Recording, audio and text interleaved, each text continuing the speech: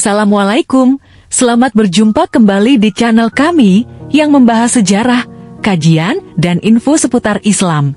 Pada video kali ini membahas kisah haru Rasulullah dan anak yatim terlantar di Hari Raya Idul Fitri. Tetapi sebelumnya bantu dan dukung channel kami dengan pencet tombol subscribe dan lonceng.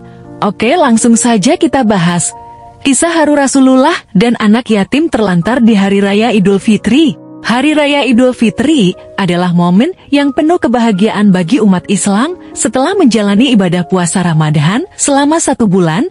Saat ini, tradisi mengenakan baju baru, menyajikan masakan lezat seperti opor, dan berkumpul bersama keluarga menjadi cara untuk menikmati kebahagiaan tersebut.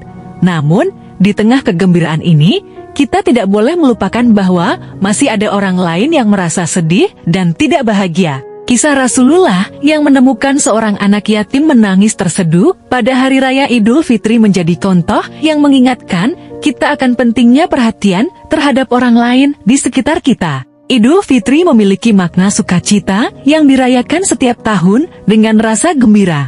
Saat takbir berkumandang di hari terakhir Ramadan, hati kita dipenuhi kegembiraan karena kita telah melewati bulan Ramadan dengan berbagai upaya untuk menjadi pribadi yang lebih baik dan berhasil dalam melaksanakan amalan-amalan kebaikan.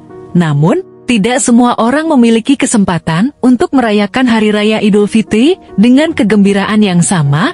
Dalam salah satu hadis riwayat Anas bin Malik, kita diceritakan tentang kesedihan seorang anak yatim pada Hari Raya Idul Fitri, yang kemudian Rasulullah dengan penuh kasih sayang mengasuhnya. Kisah dimulai ketika Rasulullah sedang pergi untuk melaksanakan salat Id. Ia melihat anak-anak bermain dengan riang. Tetapi ada seorang anak yang berada di depannya dengan pakaian yang kumal dan ekspresi wajah yang sedih. Rasulullah tergerak hatinya dan bertanya kepadanya, "Wahai anak kecil, mengapa engkau menangis? Mengapa tidak ikut bermain bersama teman-temanmu?" Anak kecil itu tidak menyadari bahwa orang yang berbicara dengannya adalah Rasulullah, kepala negara. Ia kemudian curhat bahwa ia merindukan ayahnya dan telah diusir dari rumah oleh ibu dan ayah tirinya karena masalah rumah tangga. Dengan berlinang air mata, ia menceritakan, "Wahai orang yang berada di hadapanku, ayahku meninggal saat berperang bersama Rasulullah. Setelah itu, ibuku menikah lagi dan mengambil semua harta warisanku. Kemudian, ayah tiriku mengusirku dari rumah." Rasulullah mendengarkan dengan penuh perhatian, dan anak yatim perempuan itu melanjutkan ceritanya bahwa ia tidak memiliki apapun untuk dipakai. Ia merasa bingung dalam mencari sandang, pangan, dan tempat tinggal untuk bertahan hidup. Sejak saat itu, aku tidak memiliki makanan, minuman, pakaian, dan rumah. Ketika hari ini tiba Idul Fitri, aku melihat begitu banyak anak yang bahagia bersama ayah mereka. Aku merasa sedih dan menangis. Lanjutnya, Rasulullah sebagai pendengar yang baik dan penuh empati, memahami betapa sulitnya hidup bagi seorang yatim sejak kecil dan harus berjuang sendiri untuk bertahan hidup. Beliau bermaksud untuk mengadopsi anak yatim tersebut beserta keluarga kecilnya.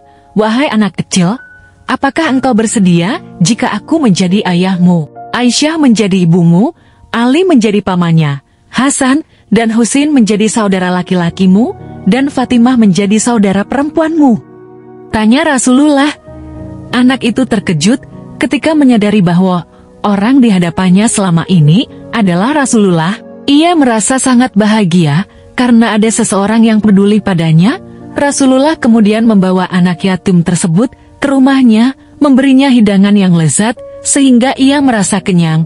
Anak itu juga diberi pakaian yang indah dan minyak wangi yang harum. Hati anak tersebut berubah menjadi bahagia dan puas.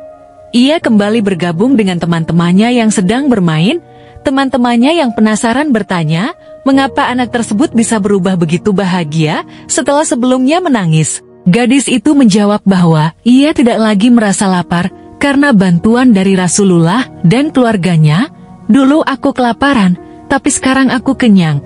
Dulu pakaianku buruk, tapi sekarang tidak lagi. Dulu aku adalah seorang yatim, tapi sekarang Rasulullah adalah ayahku. Aisyah adalah ibuku, Hasan dan Husain adalah saudara laki-lakiku.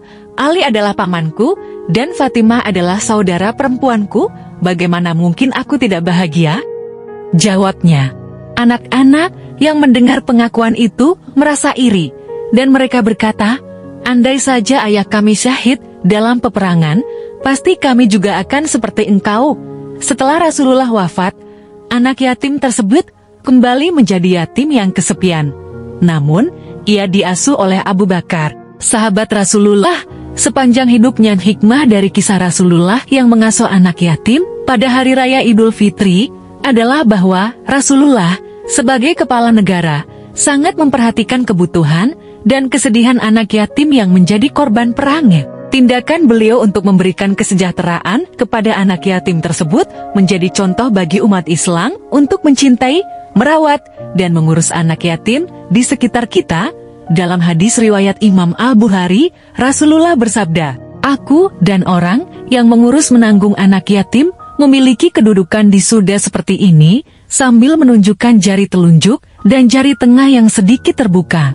Seringkali, anak yatim tidak memiliki akses terhadap kebutuhan dasar mereka seperti makanan, minuman, pakaian, dan tempat tinggal. Oleh karena itu, menyantuni anak-anak yatim adalah tugas mulia dan tantangan bagi umat Islam untuk membantu mereka agar dapat meraih kesuksesan di masa depan. Kesejahteraan anak yatim menjadi tanggung jawab kita bersama. Kita dapat berkontribusi dalam upaya tersebut dengan memberikan sedekah kepada anak-anak yatim melalui Yakesma. Yuk, jadilah bagian dari kebaikan dengan memberikan bantuan kepada mereka yang membutuhkan. Jari kebaikanmu akan menjadi pemicu impian dan harapan bagi para anak yatim.